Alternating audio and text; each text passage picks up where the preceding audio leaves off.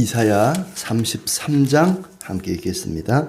너 학대를 당하지 아니하고도 학대하며 속이고도 속임을 당하지 아니하는 자여 화 있을진저 네가 학대하기를 그치면 네가 학대를 당할 것이며 네가 속이기를 그치면 사람이 너를 속이리라. 여호와여 우리에게 은혜를 베푸소서. 우리가 주를 앙망하오니 주는 아침마다 우리의 팔이 되시며 환난 때에 우리의 구원이 되소서. 요란한 소리로 말미암아 민족들이 도망하며 주께서 일어나심으로 말미암아 나라들이 흩어졌나이다. 황충의 때같이 사람이 너희의 노량모를 모을 것이며 메뚜기가 뛰어오름 같이 그들이 그 위로 뛰어오르리라.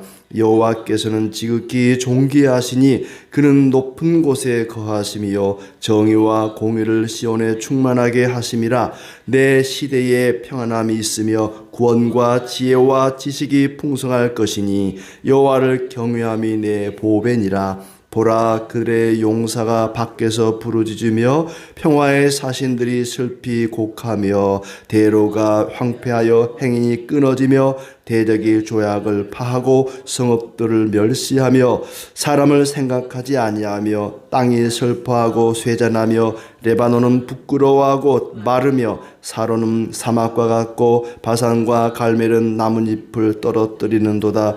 여호와께서 이르시되 내가 이제 일어나며 내가 이제 나를 높이며 내가 이제 지극히 높아지리니 너희가 결을 잉태하고 짚을 해산할 것이며 너희의 호흡은 불이 되어 너희를 삼킬 것이며 민족들은 불에 굽는 횃돌 같겠고 잘라서 불에 사르는 가시나무 같으리로다. 너희 먼 데에 있는 자들아 내가 행한 것을 들으라. 너희 가까이에 있는 자들아 나의 권능을 알라. 시온의 죄인들이 두려워하며 경건하지 아니한 자들이 떨며 이르기를 우리 중에 누가 삼키는 불과 함께 거하겠으며 우리 중에 누가 영영이 타는 것과 함께 거하리요 하도다. 오직 공의롭게 행하는 자, 정직히 말하는 자, 토색한 재물을 가증히 여기는 자, 손을 흔들어 뇌물을 받지 아니하는 자, 귀를 막아 피 흘리려는 꾀를 듣지 아니하는 자, 눈을 감아 악을 보지 아니하는 자, 그는 높은 곳에 거하리니 견고한 바위가 그의 요새가 되며 그의 양식은 공급되고 그의 물은 끊어지지 아니하리라. 내 눈은 왕을 그의 아름다운 가운데에서 보며 광활한 땅을 눈으로 보겠고 내 마음은 두려워하던 것을 생각해 내리라. 계산하던 자가 어디 있느냐? 공세를 계량하던 자가 어디 있느냐? 망대를 계수하던 자가 어디 있느냐? 네가 강포한 백성을 보지 아니하리라. 그 백성은 방언이 어려워 내가 알아듣지 못하며 말이 이상하여 내가 깨닫지 못하는 자니라. 우리 절기의 시온 성을 보라. 내 눈이 안정된 처소인 예루살렘을 보리니 그것은 옮겨지지 아니할 장막이라. 그 말뚝이 영영이 뽑히지 아니할 것이요 그 줄이 하나도 끊어지지 아니할 것이며 여호와는 거기에 위엄 중에 우리와 함께 계시리니 그곳에는 여러 강과 큰 호수가 있으나 노젓는 배나 큰 배가 통하지 못하리라. 대저 여호와는 우리 재판장이시요 여호와는 우리에게 율법을 세우신 이요 여호와는 우리의 왕이시니 그가 우리를 구원하실 것임이라. 내 돛대 줄이 풀렸으니 돛대의 빛을 튼튼히 하지 못하였고 돛줄 달지 못하였느니라. 때가 되면 많은 재물을 탈취하여 나누리니 저는 자도 그 재물을 취할 것이며 그 거주민은 내가 병들었노라 하지 아니할 것이라. 거기에 사는 백성이 사죄함을 받으리라. 아멘. 네, 주님 은혜 가운데 더 즐겁고 복된 날 되시기를 축복합니다. 사람의 도움을 의지하지 마라. 하나님의 도움을 의지하라는 말씀을 반복하고 있습니다. 사람의 도움을 구하는 자는 파멸당할 것이요 하나님을 의뢰하는 자는 구원을 얻을 것이라는 말씀이 이사야 말씀의 핵심입니다. 유다를 치려는 나라들로부터 하나님께서 어떻게 자기 백성을 구원하시는지 우리에게 말씀을 통해 보여주고 있습니다. 아수르라고 하는 나라가 침략을 하려고 하니까 뇌물을 줘서 많은 공물을 바쳐서 그들을 저지하죠. 싸워서 이긴 것이 아니라 뇌물을 바쳐서 아수르를 물리칩니다. 그러면서 아수르가 도와주겠다고 그러죠.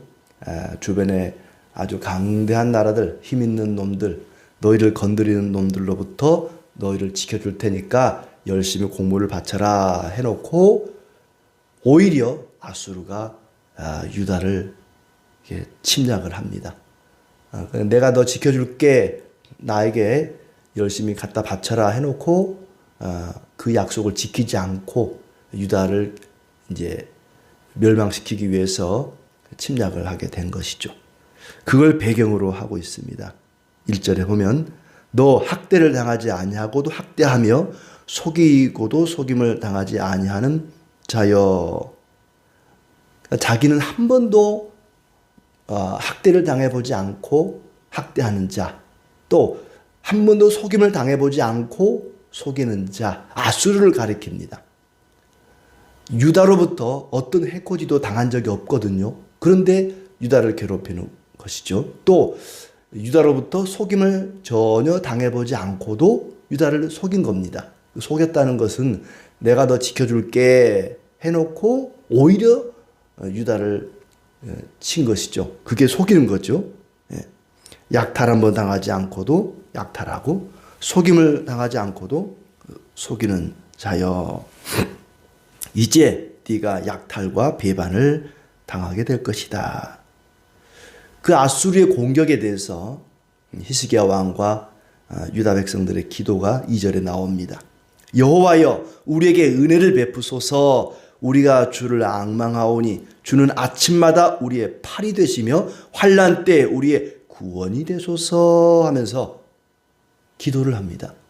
구원해 달라고, 이 위기에서 건져 달라고 하나님께 기도합니다. 그랬더니 그 기도가 응답이 되었죠. 18만 5천 명이 몰살을 당하고 모조리 물러가게 됩니다. 그런데 그 일이 있기 전이니까 아직은 그렇게 하겠다는 예고가, 약속, 기도에 대한 응답이 약속되고 있습니다. 3절에 요란한 소리로 말미암아 민족들이 도망하며 주께서 일어나심으로 말미암아 나라들이 흩어졌나이다. 요란한 소리로, 밤새 어떤 소리로 인하여서 모조리 아수르 군대가 물러갔습니다. 18만 5천 명이 아침에 보니까 모조리 송장이 되어 있었던 것이죠. 주께서 우리 편이 되어 싸우시니 민족들이 흩어진다. 3번 이렇게 기록하고 있습니다. 그리고 그들의 전리품이 약탈을 당할 것이다. 단순히 아수르 군대가 물러가는 정도가 아니라 4절에 보니까 5절에 보니까 사람이 너의 노량물을 모을 것이며 그랬습니다. 아수르 군대가 놓고 간 물자며 무기며 곡식이며 모조리 다 유다 백성들의 차지가 된 거죠. 전리품을 약탈하게 됩니다. 그렇게 높고 위대하신 하나님은 시온을 정의와 공의로 충만하게 하실 것이다. 하나님께서 아수르 군대를 물리쳐 주시고 그들에게 승리를 안겨줄 것을 예고하고 있는 내용입니다. 주께서 백성을 구원하시고 지혜와 지식을 주시니 주를 경외하는 것이 가장 큰 보배니라. 구원과 지혜와 지식이 풍성할 것이니 여호와를 경외함이 내 보배니라.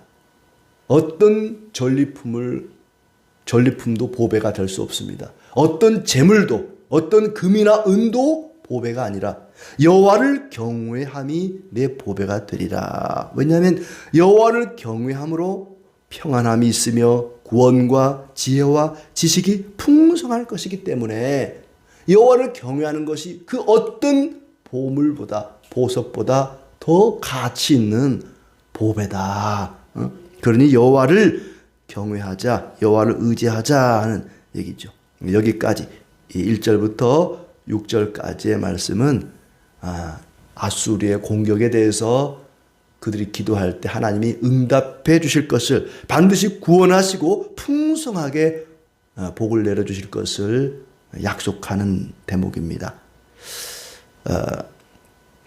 그러나 우리가 자칫 잘못 오해할 수 있는 것이 하나님의 백성들은 어떤 일이 있어도 조금 고난을 당하기는 하지만 결국에 가서는 하나님이 우리를 구원하시고 도와주실 것이다. 그러니 우리 마음대로 살아도 되겠다라는 오해를 해서는 안 됩니다. 하나님은 하나님 백성들이 잘못할 때 하나님 의지하지 않고 다른 신을 섬기거나 다른 사람, 다른 나라를 섬길 때에 또 그들을 징계하시기도 합니다. 7절부터 나오는 말씀들, 용사들이 부르짖고 사절들이 슬피 운다. 조약이, 평화 조약이 파기되고 땅이 통곡하고 황폐하게 될 것이다. 내가 하나님이 이제 일어나며 지극히 높아질 것이다. 유다 백성들이 하나님만 의지하지 않고 애굽을 의지하고 아수르가 쳐들어오니까 우리가 그들을 몰아내기 위해서 애굽을 찾아가서 도움을 구하자, 도움을 요청하자, 이 나라로 가서 저 나라로 가서 도움을 요청하자. 그런 자들에게 하나님께서 일어나셔서 그들을 또 징계하실 것이다. 평화 조약이 파기되고 통곡하고 황폐하게 될 것이다. 너희는 겨를 잉태하여 지푸라기를 낳고 제 꾀에 속아 넘어갈 것이다. 아수르가 무서워서 다른 나라를 의지하는 자들에게 주시는 경고의 말씀입니다. 겨를 잉태하여 지푸라기를 낳고, 겨와 지푸라기 아무것도 아닙니다. 곡식을 벗겨낸 그 껍질, 그거 어디에 쓰겠습니까?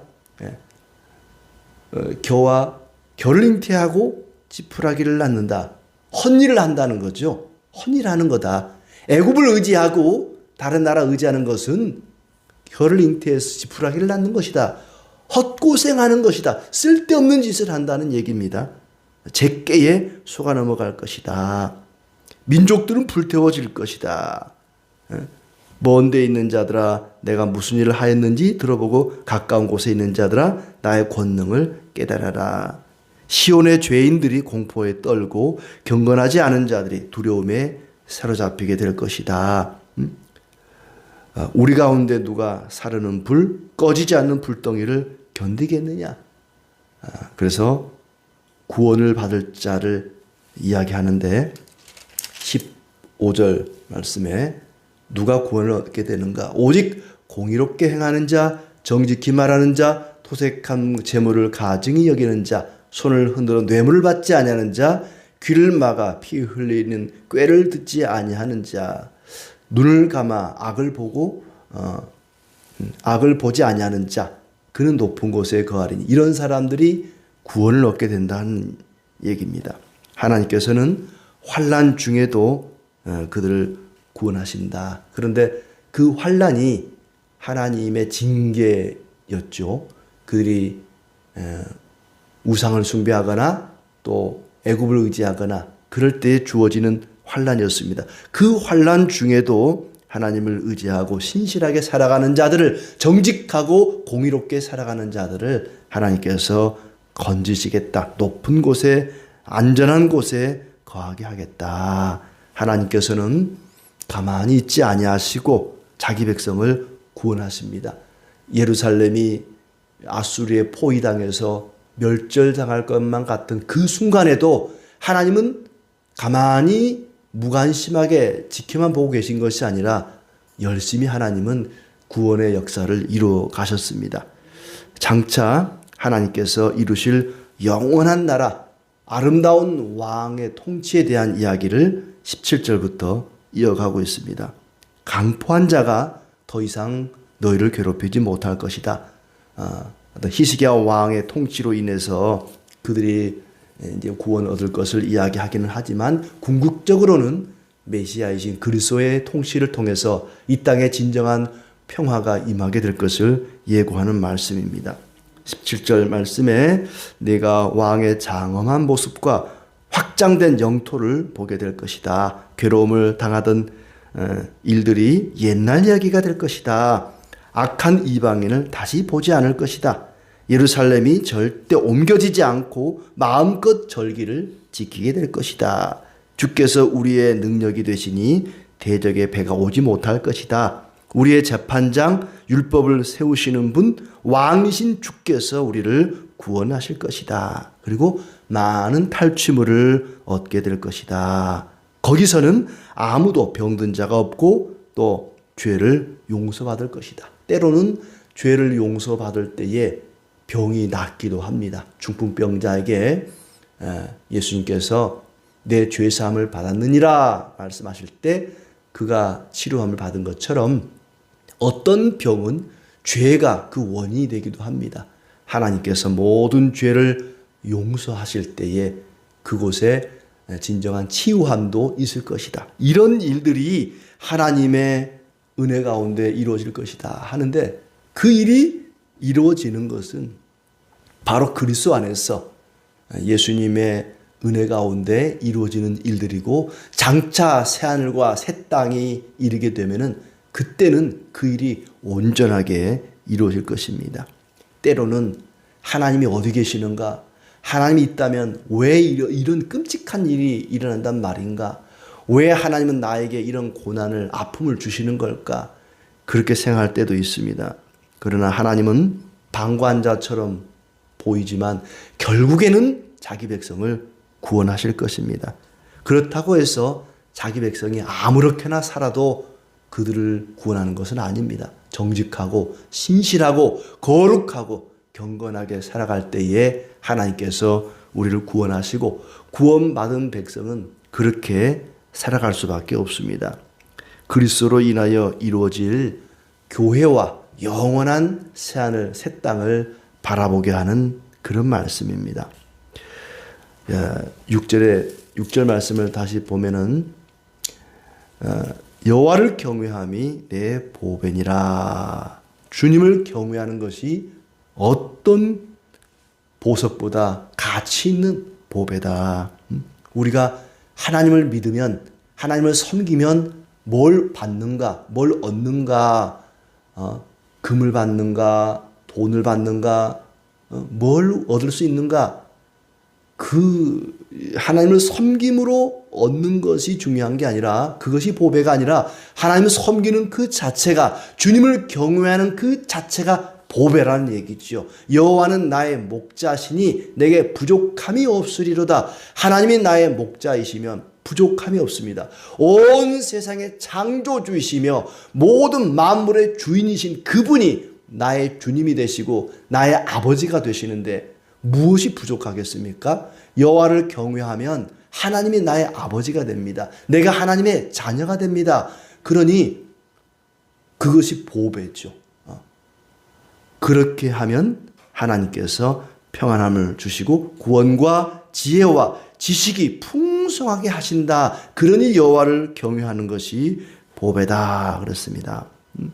우리는 늘 2절의 기도를 해야 할 것입니다. 2절의 기도를 보면 참 이렇게 기도해야 되겠구나 하는 생각이 듭니다.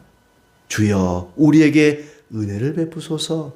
주님만을 바라보니 아침마다 우리의 팔이 되시며 환난 때에 우리의 구원이 되소서. 우리가 암송해도 좋을 만한 구절입니다. 우리에게 은혜를 베푸소서.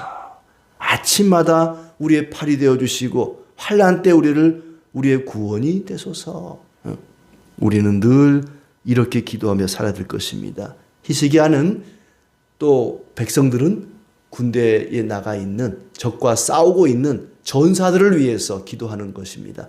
하나님, 우리 용사들을 붙잡아 주셔서 우리의 팔이 되셔서 우리가 승리할 수 있도록 저들이 물러갈 수 있도록 도와주시옵소서. 모든 전사들에게 힘과 용기를 달라고 기도하자 하나님께서 응답해 주실 것을 예고합니다.